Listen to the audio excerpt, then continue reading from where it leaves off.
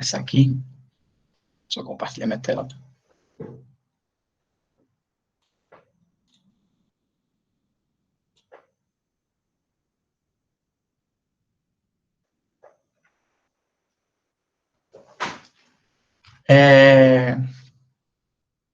Bom, vou começar lembrando, né, que esse é o projeto Otimiza, nosso projeto de extensão aqui para auxiliar o pessoal tanto na matéria de grafos como na matéria de PA. A ideia do projeto é expandir de qualquer forma, mas é isso. Primeiro, dar os primeiros conceitos. Eu acho que isso aqui a galera tá um pouco mais carregada de saber, mas como esse material hoje está disponível para vocês estudarem um pouco mais para a prova, é bom ter esses conceitos mais bem gravados na nossa mente, né? O que é um grafo, né? Um grafo G é definido por um par V e E, em que V é um conjunto arbitrário e E é um subconjunto de V vezes V, e o elemento V, a gente chama, dizemos que são os vértices, né? E o elemento E são as arestas. O que é um vértice, né? O vértice também é chamado de nó, que é um ponto fundamental em um grafo. O conjunto V é um conjunto de vértices, que cada elemento Vzinho pertence ao conjunto de V e tudo mais. A gente chama do conjunto VI até do conjunto V0, né? Até o conjunto VK. Então, quer dizer que um grafo tem K vértices. E a aresta é denotada pelo simples par de V e W, sendo V e W vértices de um grafo. A aresta é como se fosse uma ponte que liga cada nó e tudo mais.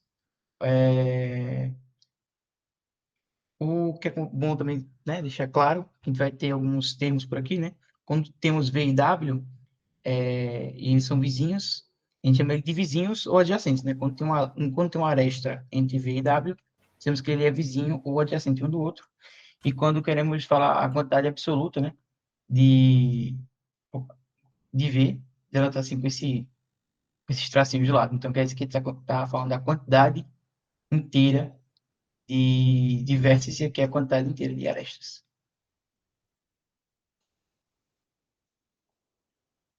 Outro conceito bastante importante é o grau de um vértice. O grau de um vértice, né, ele é denotado por D de V, e ele diz qual o número de vértices adjacentes a V.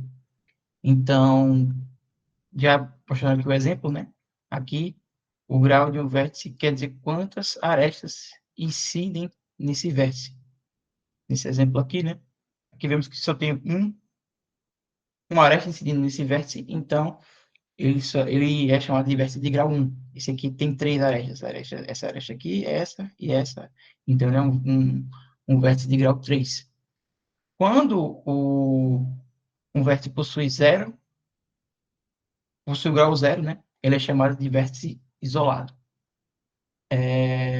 Isso aqui é um negócio importante que eles podem cair em questão, né? Observe que cada vértice V é indicado por poder de V e cada aresta incide duas vezes em um vértice.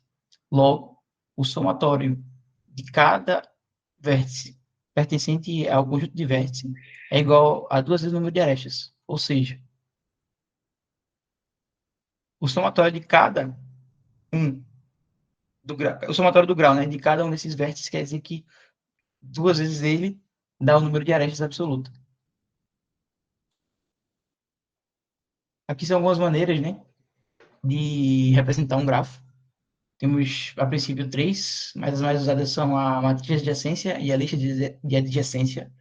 Eu acho que a pessoa que pagou a estrutura de dados já deu uma olhadinha nesses dois tipos de representação de um grafo, né? A matriz de adjacência é simples, né? Ele tem uma matriz, ele está representando esse grafo aqui, né? Então, temos quatro vértices, e aqui indica, quando eu tenho zero, quer dizer que eu não tenho vértice nenhum, quer dizer que eu não tenho aresta nenhum entre esse vértice, e quando eu tenho um, quer dizer que eu tenho uma aresta entre eles, né?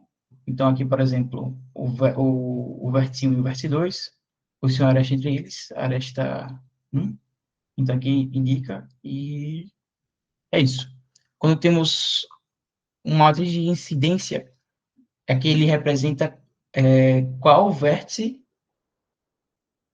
está ligado a qual aresta, né? Então, aqui temos o RGI, 1 se o vértice VI e a aresta EJ forem incidentes, e 0 caso contrário, né? Aqui no exemplo, né, temos o vértice 1 e a aresta 1. Quando temos um aqui, então quer dizer que aqui existe uma incidência entre eles, né? A aresta E1 tem uma incidência do vértice E1. E aí, para reconhecer, né, onde é que, qual a outra aresta, né, que ele se liga, e saber qual é o seu vizinho, eu tenho que procurar aqui, né, na coluna da aresta, e ver se, ó, aqui, ó, essa aresta é responsável por essa conexão aqui, entre o vértice 1 e o vértice 2. E, por último, tem a lista de adjacência. O que acontece? A matriz de adjacência, no geral, ela tem um tempo de resposta mais rápido, né? Porque se eu sei do vértice 1 e o vértice 2, e eu quero saber se há uma conexão entre eles, eu lá pesquiso lá, boto, né, R e J, né, que é o 1 e o 2, e eu verifico se possui ou não uma aresta entre eles. Porém, como a gente sabe, né, acaba sendo uma estrutura muito grande e desnecessária, né, ocupando grande espaço de memória. Então, aqui, ó, aqui é a informação que eu não tô guardando nada aqui, são informações inúteis, né, e aí acaba atrapalhando na caixa de memória. Mas na caixa de processamento é muito mais rápido do que uma lista de adjacência. Você vê que ele preserva muito mais, né? Utiliza muito menos espaço de memória, porém, né? É mais difícil de se verificar algumas coisas. Isso aqui é mais uma preparação para quando a gente for ver mais em PA, né? Quem tiver essa questão de tempo do algoritmo, tempo de execução e tudo mais. E essa é o fruto, né, a lista de adjacência, que cada vértice tem uma lista ligada a ele, que indica quais outros vértices ele é vizinho. Então, o vértice 1, ele tem como vizinho o vértice 2 e o vértice 3, né? O vértice 1 tem como vizinho o vértice 2 e o vértice 3. O Atos, aí tu falou aí de PA, mas também é interessante saber para a parte dos algoritmos, né? Que vão sair na AB2. Realmente é Essa verdade. representação é bem Esqueci importante é também. a parte do... Vai ter, né, o Dijkstra, Isso. o Washoe, né? Os algoritmos É de verdade. caminho mínimo e tudo mais. Sim, pessoal, ó, quem tiver alguma dúvida, é só falar. Pode Só falar levantar a mão aí agora, que pode levantar a mão, pode interromper também. E aí, só falar, viu? Pode continuar aí, Atos. um outro conceito bem importante é o conceito de isomorfismo, que é poucas palavras assim, né? É quando eu tenho dois grafos que eles são iguais, porém ele tem nomes diferentes. Eu gosto, pensando no conceito mais simples, né? Então, se você parar para observar, esses grafos aqui, esses dois grafos, né, o E e o F, eles são iguais. Porém, eles estão com organizações diferentes e com nomes diferentes. Mas que, no frigir dos ovos, vão ser duas estruturas iguais, né? Se eu pego esses dois aqui e puxo para cá, vai ficar com a mesma estrutura, basicamente. Mas como é que é a denotação formal, né? Porque, como vocês sabem, o professor Rian cobra muito a parte formal para poder conseguir provar matematicamente, né? Dado um grafo G1, V1 e E1, né? E G2, V2 e E2, tendo o número de vértices, né? Como eu falei, aqui indica que é o número absoluto, né? Então, a quantidade de vértices que tem no grafo 1 e no grafo 2 é igual, né? É igual a N. Existe uma função f de 1 para f de V1 para V2, tal que tal que VW pertence a E1, se e somente se essa transformação aqui, que é feita na função, também pertence a E2.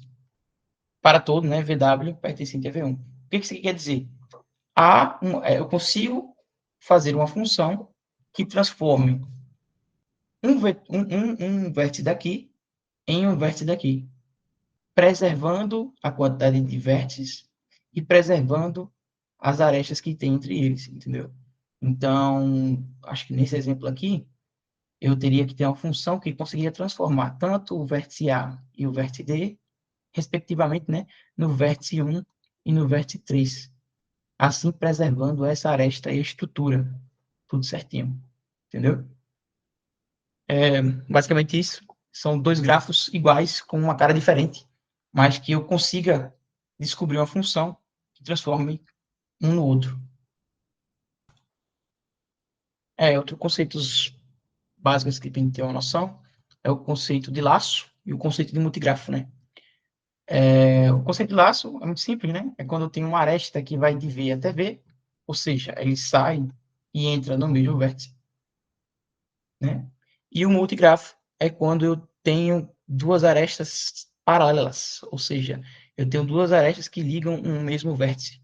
Então, a gente acaba vendo em mapas, né? Isso aí. Tem várias maneiras de chegar em dois locais, né? Eu tenho como, se eu quiser ir, sei lá, da Serraria para Jatiuca, eu tenho como ir pela Plano de Lima e tenho como ir pela Via Expressa.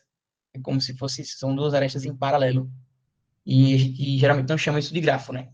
A gente está pensando em grafo, a gente pensa naquele grafo tradicional, ele não tem direção, né? Ele só tem uma única aresta ligando dois vértices e não tem laço, né? Quando tem essas arestas paralelas, quando tem laços, né? É chamado de multigrafo.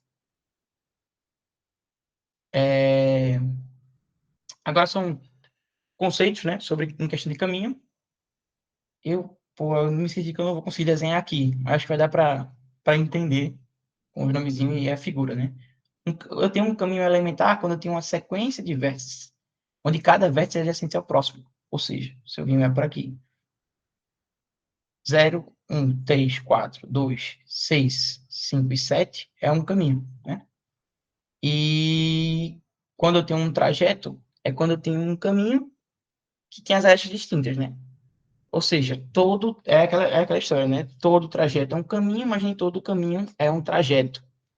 Quando eu tenho essas arestas distintas, eu digo que ele é um trajeto. Por exemplo, 0, 1, 3, 4, 2 e 1 de volta, ele é um caminho, não deixa de ser um caminho. Porém, ele não é um trajeto, entendeu? Não, erro meu. Ele é um trajeto sim. Quando eu venho por aqui, por exemplo, de 7, 5, 6, 7 de novo e 8, eu tenho esse usando, tá ligado? O mesmo vértice, ele acaba não sendo um trajeto. E o ciclo é quando eu tenho que o vértice inicial é igual ao vértice final. Então, se eu venho daqui do 6, 5, 7 e 6 de novo, ele inicia e volta no mesmo vértice. Logo, ele é um ciclo fechado. Aqui é um conceito que o professor gosta bastante, né? Que é o Hamiltoniano e o Euleriano, né? O Hamiltoniano, basicamente, é quando eu consigo fazer um ciclo que ele visita todos os vértices de um grafo, né? Então, eu posso partir daqui, vir para esse, para esse, para esse, para esse, para esse, para esse. Se consigo visitar todos os vértices de um grafo, logo ele tem um caminho que é chamado de caminho hamiltoniano, né? Esse aqui é um ciclo hamiltoniano, mas também existe o conceito de caminho hamiltoniano, quando não necessariamente eu faço um ciclo, né? Mas é isso. Já o euleriano, ele necessariamente é um ciclo, né? Porque ele tem que passar por todas as arestas. Ele é o mesmo conceito desse hamiltoniano, porém, em vez de percorrer todos os vértices, eu preciso percorrer todas as arestas. Eu me esqueci qual é o caminho que isso faz, mas esse grafo aqui, você consegue reconhecer um caminho euleriano dentro dele, entendeu? Um caminho que ele sai daqui, visita todas as arestas, né? Passando por todos os vértices e retorna para ele aqui. Tem um teorema, né, que o professor gosta de abordar bastante, que é o fato de eu só consigo ter um caminho euleriano em um grafo se todos os vértices dele têm um grau par. Então, você consegue observar aqui, esse vértice aqui tem um grau par, né, são quadros, o grau 4. Esse aqui tem um grau 2, esse aqui tem um grau 4 também. Então, é um dos teoremas bastante interessantes que o professor gosta de trabalhar. É esse, né, que eu só consigo ter um caminho euleriano, um ciclo euleriano dentro de um gráfico quando eu tenho todos os vértices com grau par. E creio que é isso. Eu acho que eu me perdi aqui a questão. Eu acho que não coloquei aqui o. Alguém tem alguma dúvida sobre o que o Atos É, falou aí? Pode perguntar agora.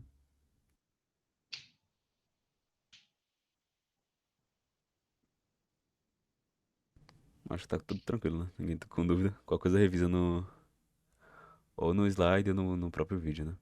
Pode continuar aí, Atos. acho que agora fica com a parte da Laís. Ok. Boa noite, gente. Só vou compartilhar a tela aqui.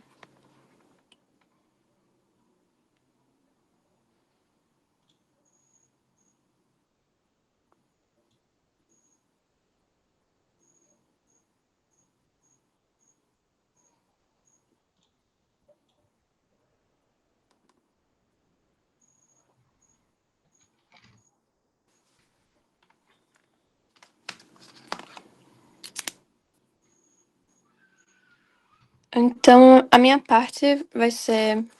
Eu vou falar basicamente de complemento, de grafos completos, grafos bipartites, subgrafo induzido, cliques e conjunto independente.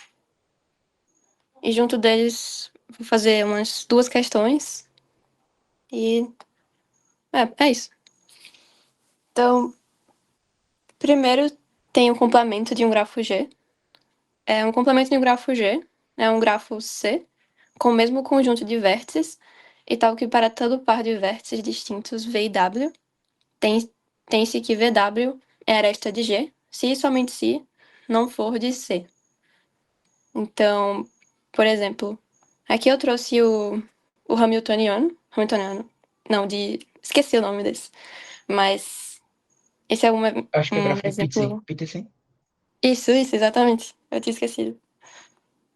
Então, E aqui tem um exemplo, que é o clássico, eu acho, que aqui tem um grafo G, e esse grafo G é linha, e todas as arestas que existem no grafo G não vão existir no grafo G'. Então vai ser de V1 para V4, de, de V3, assim, e assim. Então esse aqui seria o complemento, porque, por exemplo, V3 para V5 não existia no grafo anterior. E eu acho que eu até falei na monitoria sobre isso, mas é bem simples. O outro exemplo, o outro conceito, na verdade, é grafo bipartido, no qual os vértices podem ser divididos em 2 conjuntos disjuntos. Lembrando que disjunto é aquele conjunto que não tem interseção entre eles. Então, tem 2 conjuntos U e V, e nenhum elemento vai se repetir, não vai ter uma interseção, não vai ter por exemplo, uma aresta entre 2 vértices de U e 2 vértices de V. Tais que toda aresta conecta um vértice em U a um vértice em V. Então aqui eu trouxe essa imagem, que é basicamente um grafo bipartido. E como vocês podem ver, dentro do U não existe nenhuma aresta, e dentro do V também não. Apenas arestas entre U e o V.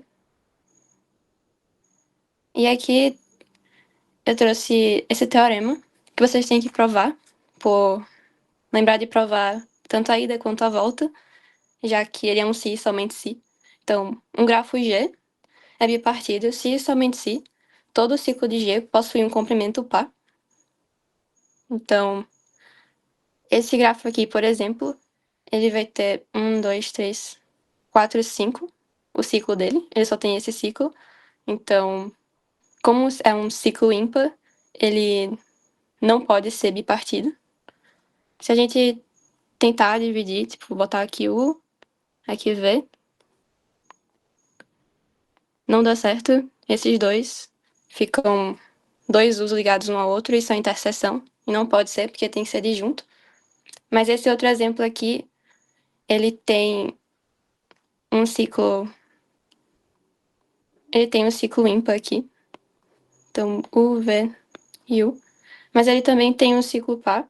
Então, se a gente fizesse isso aqui, beleza. Mas é se somente se todo ciclo. Então, nem todo ciclo dele é par.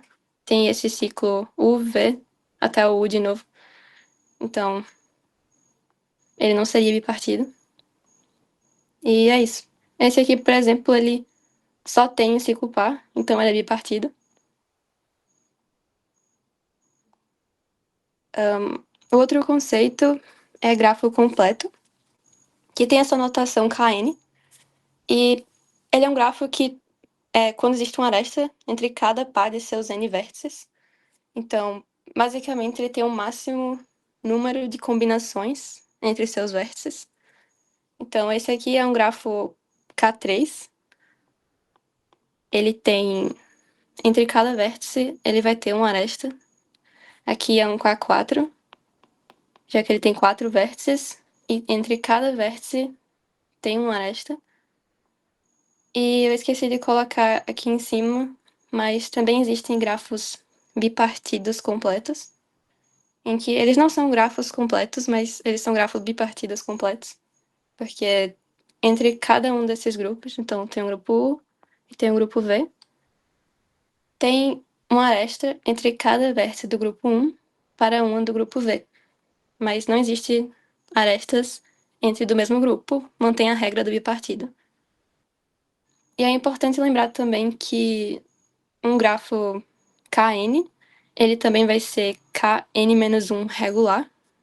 E o que eu quero dizer com isso é que, por exemplo, esse aqui vai ser Kn-1, então vai ser K3, ele é N regular. Isso, N-1 regular, desculpa. Então vai ser 2 regular. E o que eu quero dizer com isso é que cada vértice vai ter um 2 de grau. Isso é importante para provar alguns teoremas. E, por exemplo, esse aqui é o K4, né? Então ele vai ser 3 regular. Então aqui tem 1, 2 e 3. Cada um deles vai ter sempre 3.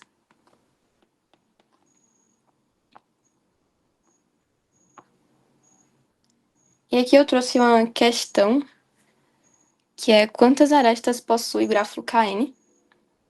E você pode fazer isso pensando por dois caminhos. O primeiro é pensar no somatório dos graus, e o segundo caminho é pensando em análise combinatória. Então, pegando o grafo mais básico, que seja completo, a gente tem o K3. E a gente pode pensar no somatório dos graus dele. Então, ele vai ter 6 somatório total. Só que como cada grau existe meio que cada aresta é contada 2 vezes por grau, então você vai dividir por 2 e vai achar o número de arestas dessa maneira. E para você achar esse somatório, se for um grafo, sei lá, imenso, você tem que lembrar do teorema que eu falei antes, que todo grafo completo vai ser Kn-1 regular. Então esse aqui, como ele é 2 regular, ele vai ter 2 graus para cada um dos vértices. E se ele é K3, então ele vai ter 6 no somatório total. E aí você divide por 2 e acha o número de arestas. E a outra maneira é por combinatória, que você vai tentar achar o máximo número de combinações entre cada vértice. Então, se temos 3 vértices, você vai fazer aquela fórmula normal, que é n vezes n-1, dividido por 2. Vai ser vezes n-1, porque não considera, por exemplo, um laço. Então, isso aqui não importa muito. E dividido por 2, porque como eu falei antes, cada aresta é contada 2 vezes. Não sei se deu para entender, mas tem essas duas maneiras de pensar. Se tiver alguma dúvida, é só falar também. Tá. Aqui é outro conceito, que é subgrafo induzido. O subgrafo induzido de um grafo G é um outro grafo C arbitrário, que é formado a partir de um subconjunto dos vértices do grafo G e de todas as arestas que conectam pares de vértices nesse subconjunto. Então, aqui eu já separei o subconjunto dos vértices do grafo G. Eu separei esses dois subconjuntos, o C e o C2. E eles aqui ainda não são subgrafos induzidos, porque, por exemplo, entre A, B e E, no grafo original, o A era conectado ao E, que era o B, que era o A. Então, tá faltando arestas aqui, já que é de todas as arestas que conectam pares de vértices nesses subconjuntos, então você tem que seguir. Então, nesse caso aqui, ele também ainda não seria induzido, mas completando aí já seria um subgrafo induzido C. E nesse caso aqui, como a gente já fez isso aqui por exemplo, não seria induzido, porque a gente tem nesse subconjunto o vértice D, E o vértice D, no grafo original, tinha uma aresta entre ele e o E. Então, para ser induzido, você tem que ter isso aqui. Não sei se deu para entender, mas é um conceito bem simples. Cliques são subgrafos que são completos. Então, um grafo pode ter mais de uma clique e pode ter só uma e também pode ter nenhuma. Então, por exemplo, nesse grafo aqui, ele tem essa clique aqui. E você pode considerar também uma clique como sendo um par de vértices. Então, isso aqui seria uma clique, já que é completo. E nesse caso maior aqui, a gente tem bem mais de uma clique, mas tem essa clique maior, que usa esse vértice, esse. Então, eles estão todos conectados entre si. Então, se a gente ignorasse todos os vértices que não estão em vermelho, esse aqui seria um grafo completo. Mas como ele não tá, ele faz parte do outro grafo, ele é uma clique. E nessa clique a gente também pode considerar como sendo, isso aqui também seria uma clique. E esse aqui também seria uma clique. E aqui entra aquele conceito também de maximal e minimal, que, por exemplo, esse maior que eu falei primeiro, ele seria uma clique máxima desse grafo aqui. E esse outro grafo aqui, ele seria nem máximo nem maximal, porque ele está contido em uma clique maior que ele, está contido em outra clique. Então, ele teria que ser adicionado a esse aqui para ser uma clique maximal. E esse aqui é uma clique maximal, não máxima, porque a máxima é o maior. Mas ele é maximal porque ele não está contido em nenhuma clique maior que ele. Ele não está contido, na verdade, em outra clique maior que ele. Se não deu para entender, podem falar que esse conceito é meio confuso, realmente. E o outro conceito é o conceito de conjunto dependente. Então, o conjunto dependente de G é um subgrafo induzido de G que é totalmente desconexo. Então, por exemplo, se eu pegar esse vértice e esse aqui, esse vértice, esse aqui é meio que um subgrafo, é um conjunto independente. E se a gente pegar todos esses vértices e, por exemplo, colocar aqui, e eu quiser fazer um grafo induzido desse aqui, ele seria exatamente assim, porque como ele é totalmente desconexo, então não tem nenhuma aresta que existia nesse grafo anterior que faça dele ser diferente disso. Então, e tem aquela questão, que é qual a relação entre o problema da clique máxima e o problema do conjunto independente máximo. Então, uma clique, ela vai ser um conjunto independente no complemento dela, no complemento desse grafo. Então, se eu tenho esse grafo G aqui, e eu pegar o complemento dele, a gente observa que o mesmo conjunto que antes era uma clique, agora vai ser um conjunto independente, e vice-versa. Então, aqui nesse caso, o A, B e o C eram uma clique, que eles estão todos conectados entre si. E no complemento dele, o A, o B e o C estão todos separados. E nesse caso, eles seriam um conjunto dependente. Pois, se a gente pegar desse grafo G complemento, se a gente pegar um subconjunto de vértices dele, o A, o B e o C, esses vértices não iriam induzir nenhuma aresta. Então, ele é um conjunto independente. Acho que essa foi minha parte, basicamente. Alguém ficou com alguma dúvida?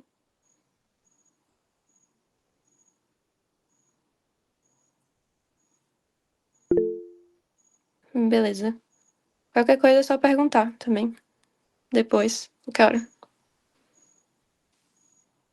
Acho que agora é o Matheus, então. Exato.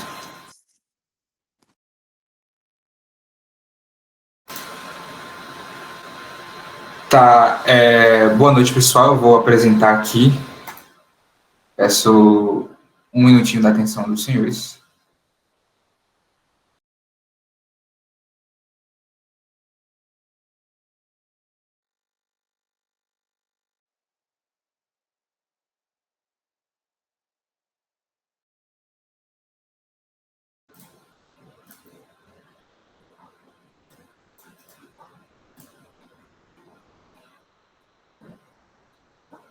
Tá aparecendo aí?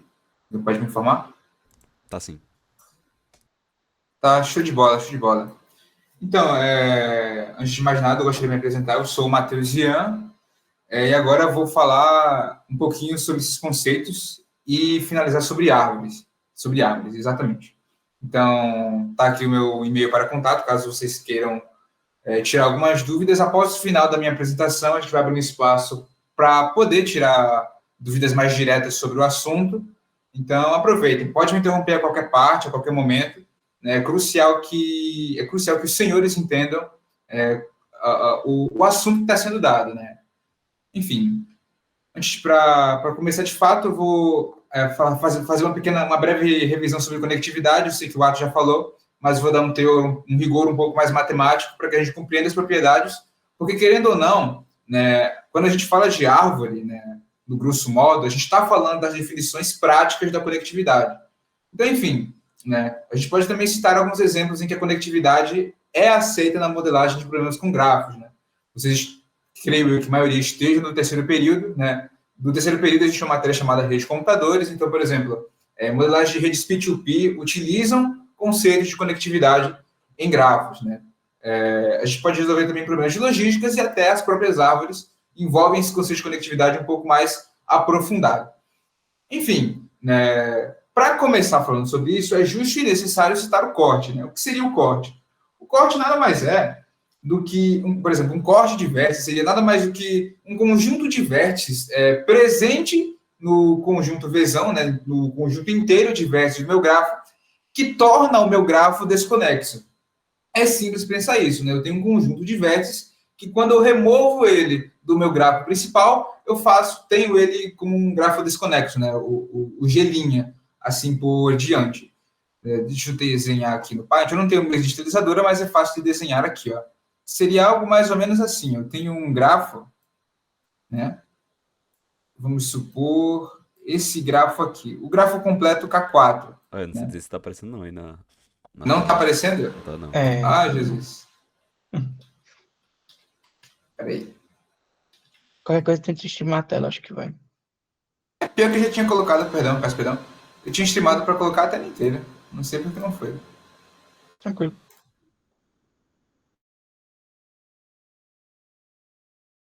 Foi aí agora? Aí, agora dá pra ver. Agora tudo certo. Pronto. Então, qual seria o meu conjunto C aqui, que tornaria o meu grafo minimamente desconexo? Vamos nomear aqui os vértices, né? 1, 2, 3 e 4, né? Se eu remover, por exemplo, esse aqui é um exemplo do grafo completo. Se eu remover somente o vértice 4, né, eu não vou deixar o meu grafo desconexo. Eu ainda teria conexão com 1, 3, 2. Se eu remover o 3 também, eu só teria a conexão 1, 2. E se eu remover ou 2 ou 1, aí sim eu passaria a ter o meu grafo desconexo. Né? Observem que, no rigor da definição, eu tenho que seja um conjunto de vértices que deixe o meu grafo desconexo ou torne ele um grafo trivial. Esse exemplo que dei é o exemplo do grafo trivial. E, basicamente, ele é aplicado aos grafos completos, né, em que você tem ligação de todos com todos. Então, é fácil ver que, em um grafo completo, a melhor condição de eu tornar ele desconexo é removendo V vértices menos 1. Nesse exemplo, eu tenho um grafo K4 e precisei remover V vértices menos 1, que seria equivalente a 3, né, para torná-lo desconexo. Um outro exemplo, um pouco em uma situação mais trivial, deixa eu colocar aqui. Vamos supor que esse é o vértice 5, um exemplo. Então, o conjunto que torna esse grafo desconexo seria o vértice 5. Ele sozinho resolveria esse problema para mim, né? Eu teria um grafo sem ele, né? Deixa eu colocar uma coisa em vermelho. Teria um grafo sem ele, e aí eu formaria duas componentes conexas, né? Que não são ligadas entre si. Então, é fácil ver que a definição ajuda a gente a entender a praxis do problema. O que é um corte de vértices? É um conjunto de vértices que, se eu remover, torna o grafo desconexo. Ponto. Não tem como elaborar nada além disso. Deixa eu voltar agora para a apresentação.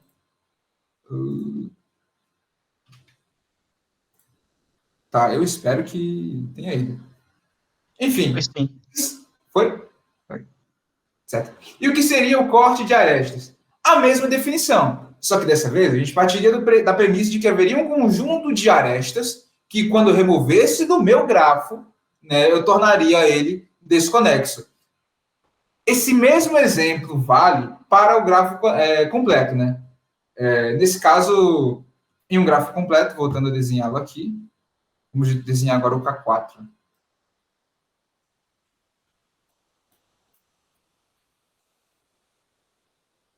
Qual seria o conjunto de arestas mínimo para que eu torne esse grafo desconexo? Seria remover todas as arestas de um único vértice, né?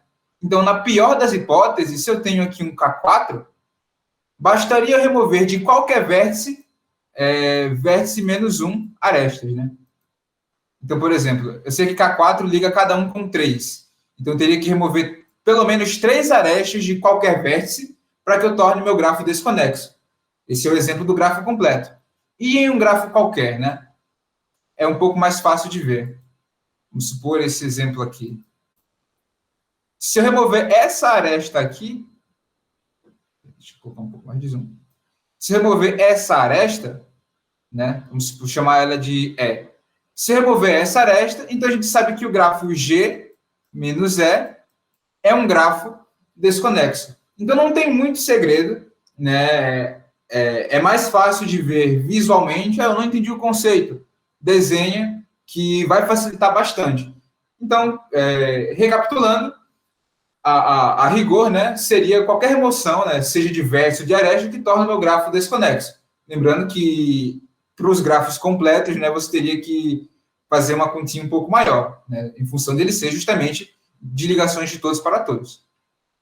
Dito isto, né, lembrando, obviamente, que esse conjunto precisa ser minimal. Existe uma definição um pouco mais concisa em relação a isso, que é o que a gente vai ver agora, que é de articulação em ponte, né?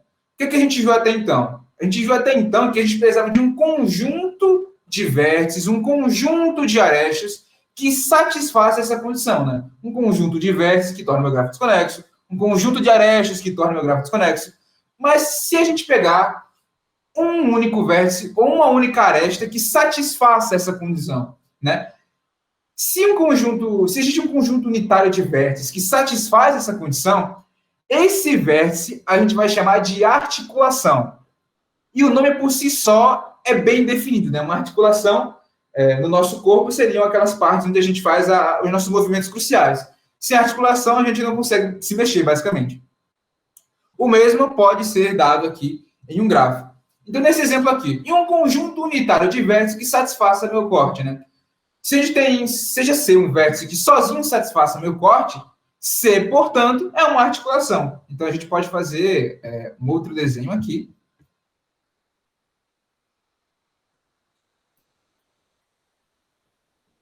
Esse aqui é mais interessante.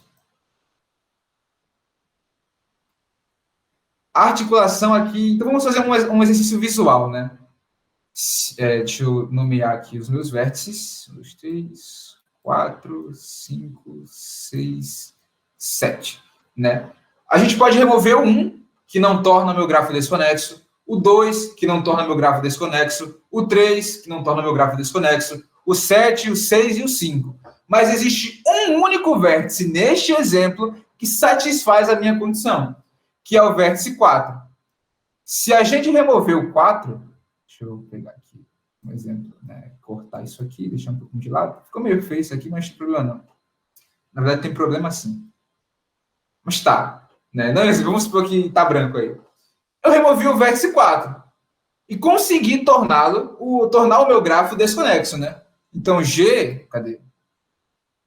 O grafo G menos o vértice 4 me dá um grafo desconexo. Então, o vértice 4, por definição, é uma articulação.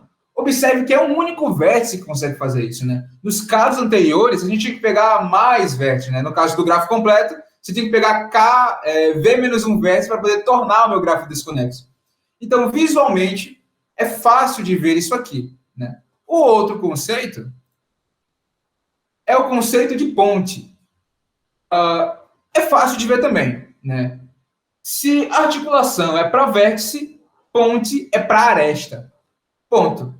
É um conjunto mínimo de arestas que satisfaz o meu corte. Então, o que é que eu preciso para tornar... Eu preciso somente de uma aresta. Que se eu cortar uma única aresta, eu torno o meu grafo desconexo? Se sim, então essa aresta é uma ponte. Então, voltando para cá, a gente já pode até dar uma introduzida na questão da árvore, né? Cadê? Desenhar aqui uma árvorezinha bonitinha.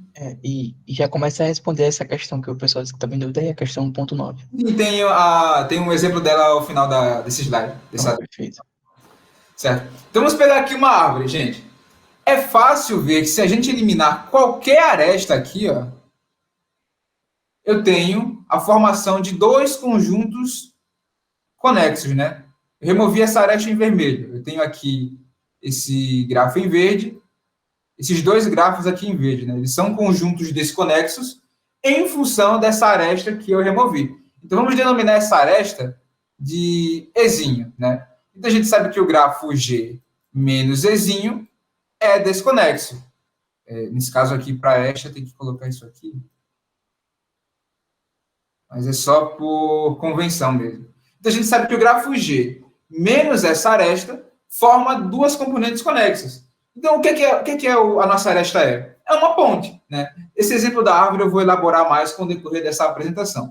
Então, observem que a definição ela é muito prática, gente. Para corte, né, articulação em ponte, não tem muito o que fazer. Eu tenho, né, um conjunto diverso de arestas que torna o meu grafo desconexo, então eu consigo satisfazer o meu corte. Mas se meu corte depender apenas de uma aresta ou de um vértice, para vértice eu tenho uma articulação e para aresta eu tenho uma ponte. É fácil de ver. Ah, não entendi. Desenha. Se não entendeu também, pode levantar aí a mão que eu reexplico tudo. Não faço questão. E agora, né, vem o nosso exercício mental, né? Uma aresta PK é uma ponte, se e somente se for o único caminho simples entre os vértices P e Q. Alguém tem ideia de como resolve essa questão? A hora de falar é agora.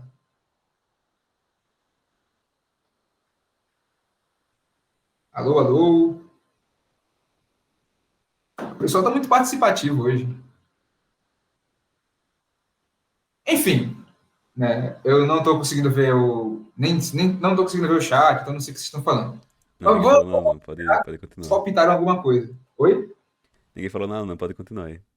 Ok. Vou supor que vocês palpitaram alguma coisa. Então, vamos levar a rigor a definição que a gente viu de ponte, né? O que é uma ponte? É um grafo que...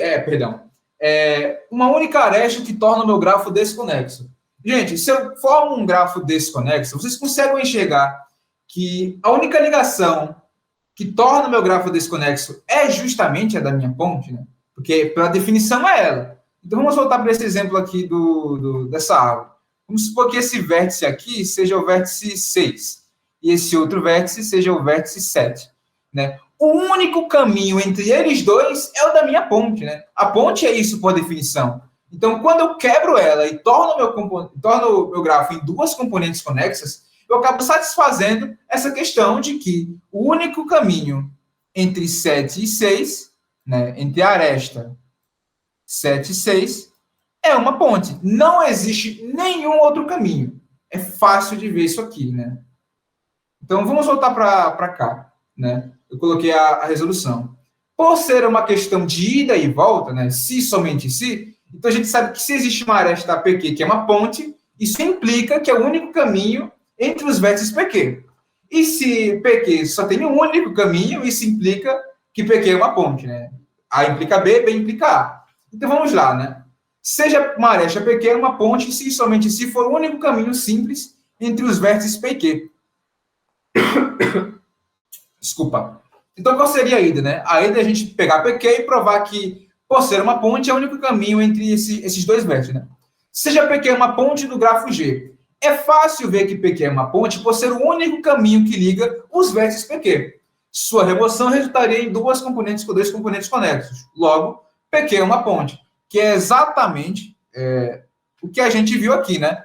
A gente removeu a aresta E, que depois a gente denominou de 7 e 6, e criamos dois componentes conexos. Então é fácil ver que se 7 e 6 é uma ponte, se o Ezinho é uma ponte, é o único caminho válido entre 7 e 6. Não há nenhum outro caminho. Agora a gente vai provar a volta, né? Considere os vértices P e Q como extremos de duas componentes conexas, né? A sua conexão tornaria G, portanto, conexo. Logo, PQ é uma ponte, caso seja o único caminho simples entre Q e P. Então, o que ele está querendo dizer aqui, né? Ele está querendo dizer que a gente tem dois vértices aqui, né? No caso, o vértice 7 e o vértice 6, que não se conectam e são os extremos de duas componentes conexas. É fácil ver que a única ligação entre eles dois formaria uma ponte. Por quê? Porque eu tornaria meu grafo conexo. Conseguem ver essa sacada de ida e volta? De A implica B, B implica A? Então, é consequência direta da definição. Se eu tenho a ideia de que uma aresta possui um único caminho entre 7 e 6, eu consigo deduzir que é uma ponte. E se é uma ponte, eu consigo deduzir que é o único caminho entre 7 e 6. Espero ter esclarecido essa questão.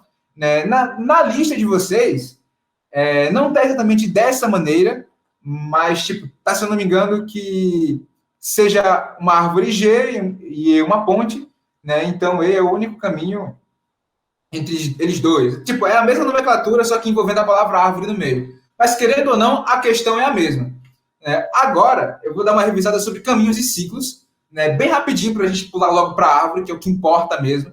Então, o que seria um caminho, né? Como o Atos explicou? Seria um conjunto de vértices V e V mais um que pertence ao meu conjunto de arestas, né? Eu consigo formar essas arestas no molde V, V mais um.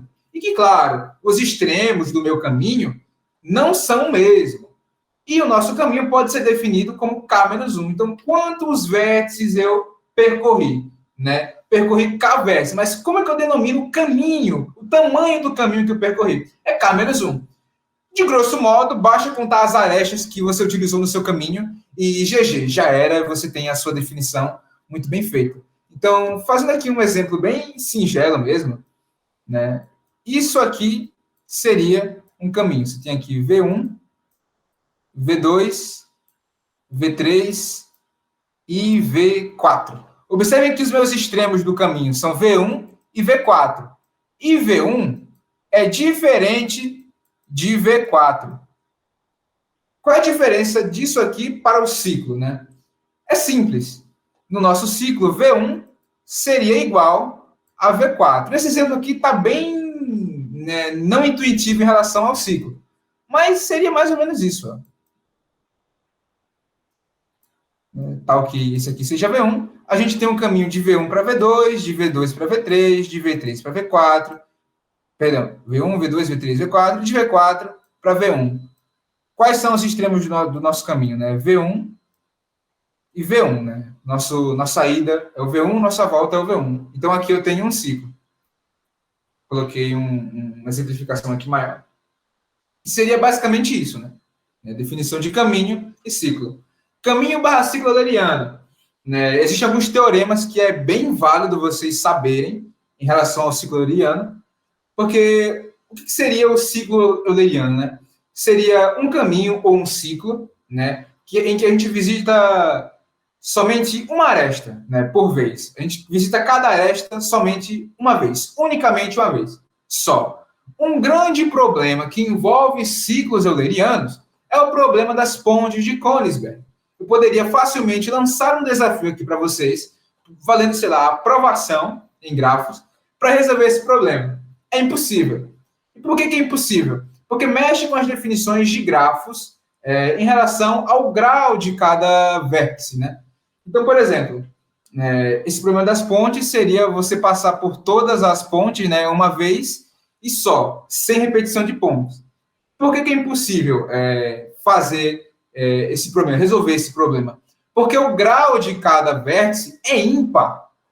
Ué, mas o que isso tem a ver com o grafo euleriano? Simples, né? A gente tem esses dois lemas aqui dos grafos eulerianos, né? Um grafo euleriano ocorre quando todos os vértices são de grau par.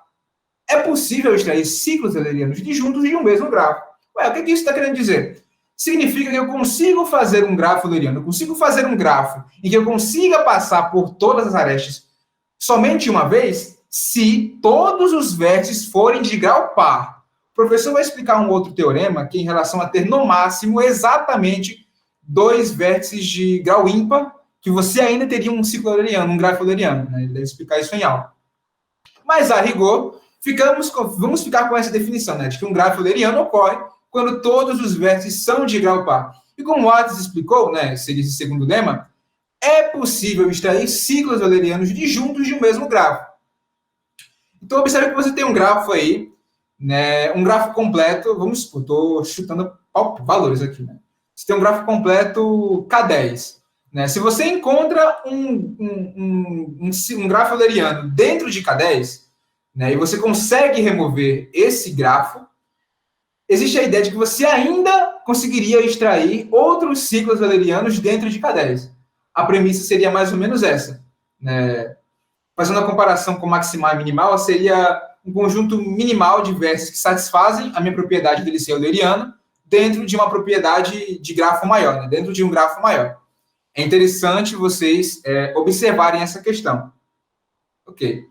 Passando para frente, sim, outros teoremas aqui, aquele que eu expliquei de você ter no máximo 2 vértices de grau ímpar, né? Se você tiver mais ou menos que isso, seu grafo dificilmente vai ser euleriano, e por ser euleriano, ele tem um caminho, né, como eu expliquei, se todos os vértices tiverem grau par. Passando agora para o hamiltoniano, bem breve mesmo, se o euleriano tratava de arestas, o hamiltoniano vai tratar de vértices. Então, o que é um grafo hamiltoniano? É um grafo em que você passa por cada vértice somente uma vez. No exemplo do euleriano, a gente tinha as pontes de Königsberg. E aqui a gente tem o problema do caixeiro viajante, o grande problema do caixeiro viajante, que não tem solução. Que seria, tem lá o caixeiro viajante, ele precisa passar por todas as cidades, né? Considere as cidades, no caso, cada vértice, uma vez e voltar para o vértice inicial, ou seja, um problema de ciclo hamiltoniano. Um problema, se não me engano, ele é não polinomial, né? Então possui um grau de complexidade muito alto. Posso estar, não sei o certo se é não polinomial, mas se não me engano é algo mais ou menos nessa vibe. Ou seja, é um problema um pouco difícil de resolver. E quais são os lemas do grafo hamiltoniano? Né? A gente tem esse aqui, né? É fácil ver isso aqui, né? Seja G um grafo hamiltoniano e S um subconjunto próprio de V, e WG, né, o número de componentes conexos. Então, né, W de G menos S é menor ou igual do módulo de S, né, o número do subconjunto próprio. Existe uma questão mais teórica envolvendo o grafo hamiltoniano, em que você não tem definições muito concretas e singelas que definam um grafo hamiltoniano. O professor deve ter comentado isso com vocês também. Porque, por exemplo, aqui, a gente considera G um grafo hamiltoniano para que essa condição seja verdadeira, né, do WG menos S ser menor ou igual ao módulo de S. Só que pode existir um grafo não hamiltoniano que satisfaça essa condição. Então, esse é um problema mais teórico dos grafos hamiltonianos. Não tem uma sincretude em relação às suas características. Enfim, mas o que vocês precisam saber dele, eu já estou demonstrando. Essa teoria aqui, o professor, se não me engano, demonstrou em sala também. Caso não, eu posso, à parte, fazer a demonstração dela para os senhores, porque agora chegou a parte mais importante da aula, que é sobre árvores. Gente, é crucial o aprendizado de árvores em grafos.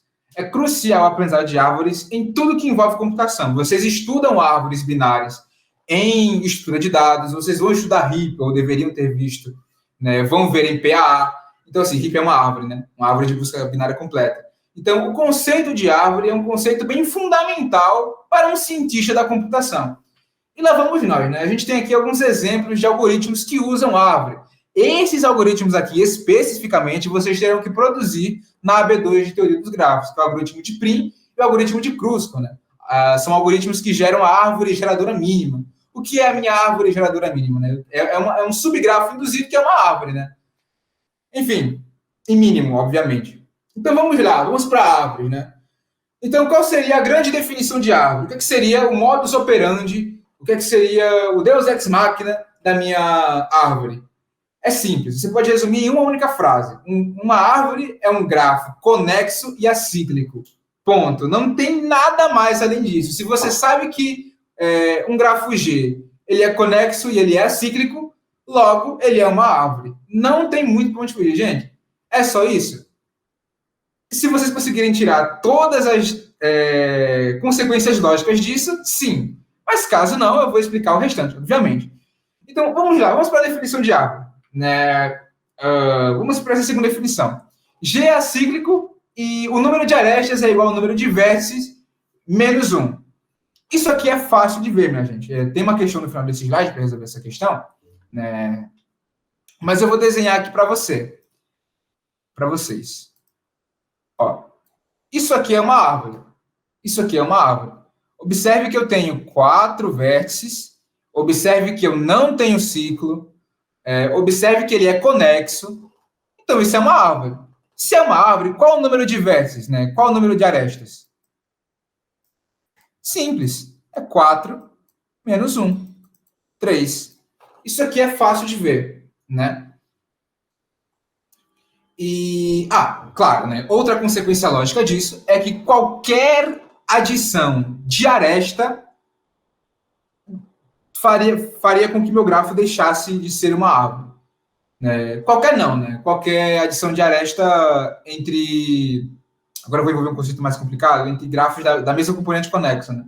Então, por exemplo, você tem aqui duas componentes conexas distintas, né? Você tem essa componente conexa, né? Essa componente conexa em verde, e essa componente conexa, e essa outra componente conexa em verde. Se vocês adicionarem uma aresta entre elas duas, eu ainda tenho uma árvore. Mas se vocês adicionarem aresta entre componentes conexas da mesma componente, né? Então, pegar esse vértice, por exemplo, vamos nomear vértice 5 e vértice 4. Eles estão na mesma componente conexa. Se eu criar uma aresta entre eles, eu obrigatoriamente estarei formando um ciclo. Essa visão de componentes conexas aqui, vocês vão utilizar lá na frente no algoritmo de Kruskal, né? Mas só lá na frente mesmo. Enfim, né? E, obviamente, né, vértices com grau menor ou igual a 1 são chamados de folha. Existem algumas definições um pouco mais diretas em relação à árvore. Né? Por exemplo, eu posso ter uma árvore enraizada quando eu tenho um vértice de partida que não possui pai, né? E os vértices de saída que não possuem filhos, a gente chama de folha. Uma árvore é enraizada quando ela tem uma raiz. Né? Eu posso ter uma árvore que não seja enraizada. Né? Cadê?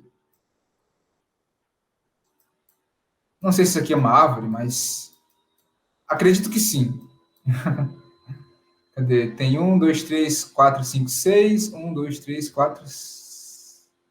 1, 2, 3, 4, 5, 6. 1, 2, 3, 4... Esse exemplo aqui é uma árvore. Né? Tá bem feia, por sinal. Mas ela é uma árvore que não é enraizada. Né? Eu posso determinar uma... Claro, né? Existem vértices que não possuem pai. Né? Mas eu posso determinar, quando não tem essa determinação mais direta, eu digo que é uma árvore não enraizada. Se eu tenho esse vértice que não possui pai e que dá a entrada a todos os outros, obrigatoriamente eu tenho uma árvore enraizada. Então, vamos focar um pouco nos conceitos que a gente viu até agora, com exceção da árvore. A gente viu que aqui era uma ponte, a gente viu que aqui era uma articulação, a gente viu que aqui era um caminho. Né? A árvore, ela junta tudo isso, minha gente. É fácil, vamos desenhar aqui uma árvore binária, para ficar melhor de ver. Árvore binária padrão. É fácil ver que, por ser conexa, eu consigo sair de cada vértice, de um vértice para qualquer outro. Essa é a consequência lógica das definições. Porque se ela é acíclica, eu não tenho ciclo. Se ela é conexa, eu tenho uma ligação entre cada par de vértices. Né? Um caminho possível entre cada par de vértices. Enfim, outra definição, né? Como eu já expliquei antes, cada aresta é uma ponte e cada vértice é uma articulação se o seu vértice não for uma folha. É crucial que eu deixe isso bem determinado. Meu vértice não é uma folha, então qualquer outro vértice que eu remova, obrigatoriamente, vai tornar meu grafo desconexo e, portanto, deixar de ser uma árvore. Eu espero que tenha ficado um pouco claro essas definições, tá? Né? Esse aqui seria o exemplo da AGM, né? A árvore geradora mínima.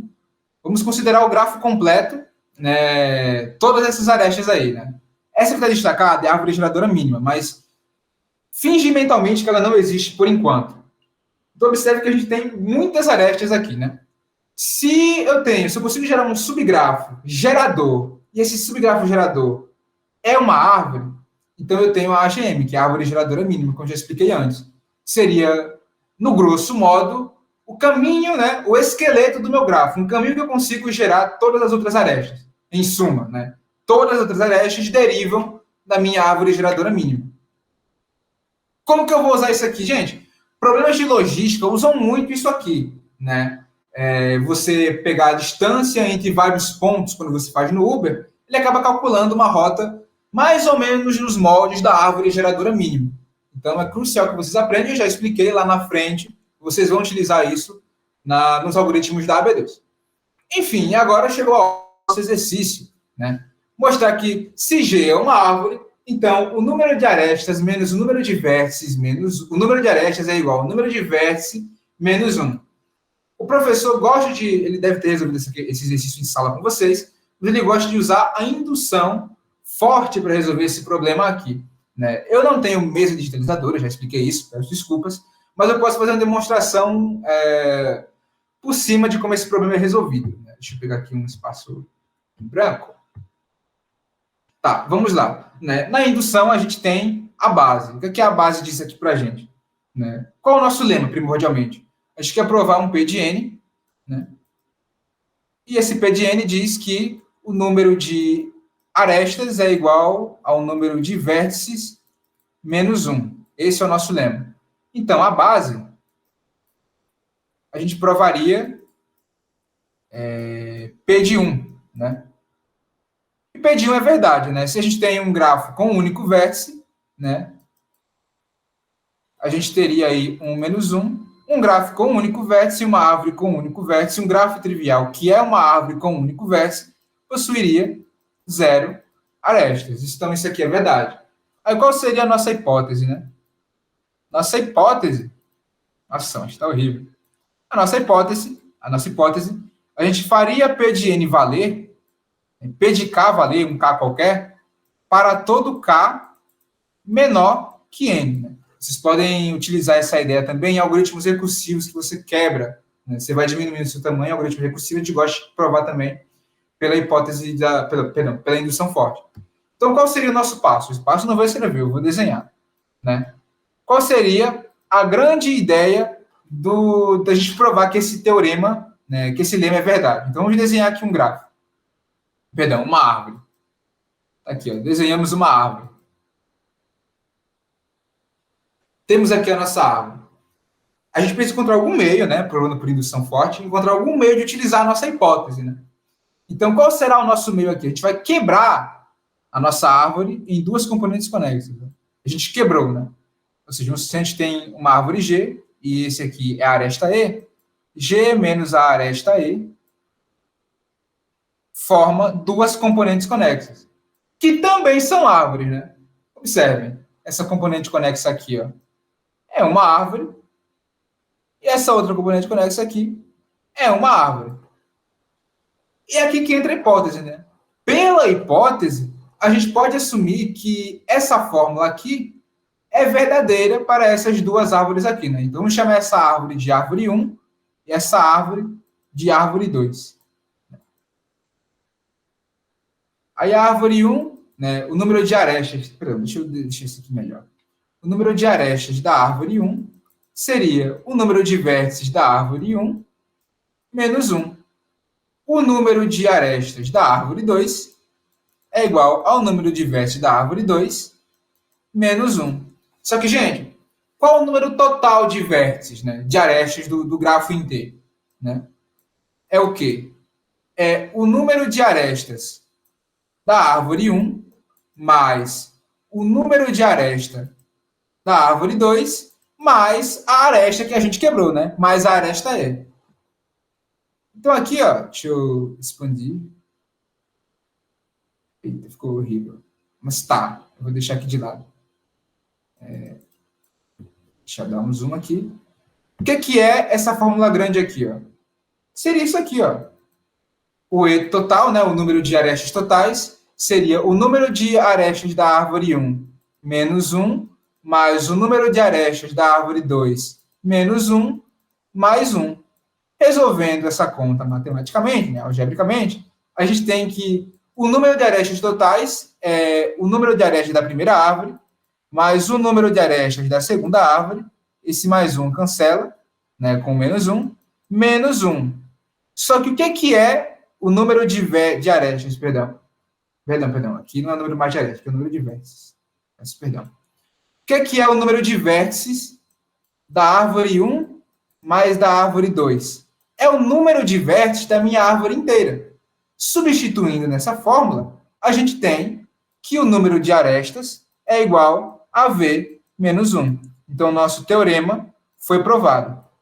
Lembrando que eu usei a indução no número de... Nessa formulazinha aqui, tá? Cadê? Essa formulazinha aqui. Né? Utilizei a indução forte para dizer que, né, a minha fórmula é verdadeira para os números de arestas dos grafos menores. Das árvores menores, perdão. Então, enfim, essa é uma questão clássica do Rian. O Rian gosta dessa questão. E eu espero ter sanado essa questão da árvore para com os senhores. Né? A minha apresentação chega ao fim. Antes de mais nada, quero desejar boa sorte na prova aos senhores. Né? Lembre que eu também estou no mesmo barco, tenho prova na quinta-feira. E agora é espaço para dúvidas. Né? Qualquer dúvida, a hora de falar é agora. É agora ou cálice para sempre. Enfim, muito obrigado.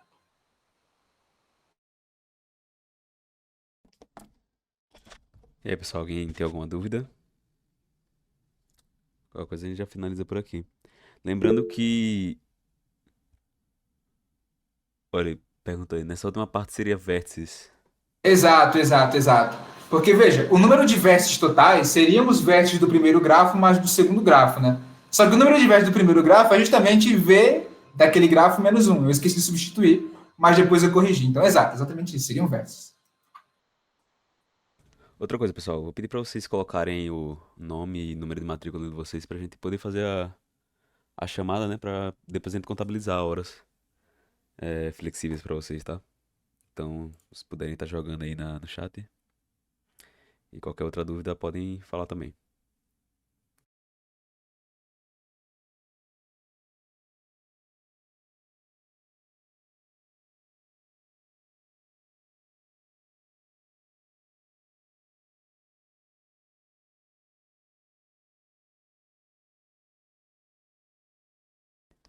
Acho que é isso então, né? Se a galera não tiver mais nenhuma dúvida aí, a gente já fez por aqui mesmo. É isso. Muito obrigado, pessoal, pela presença. Muito obrigado, Matheus, Laís aí, pelas aulas, excelentes aulas. Muito boas mesmo. Espero que vai ajudar o pessoal. Valeu, galera. Até mais, até a próxima. Boa noite, gente. Obrigada.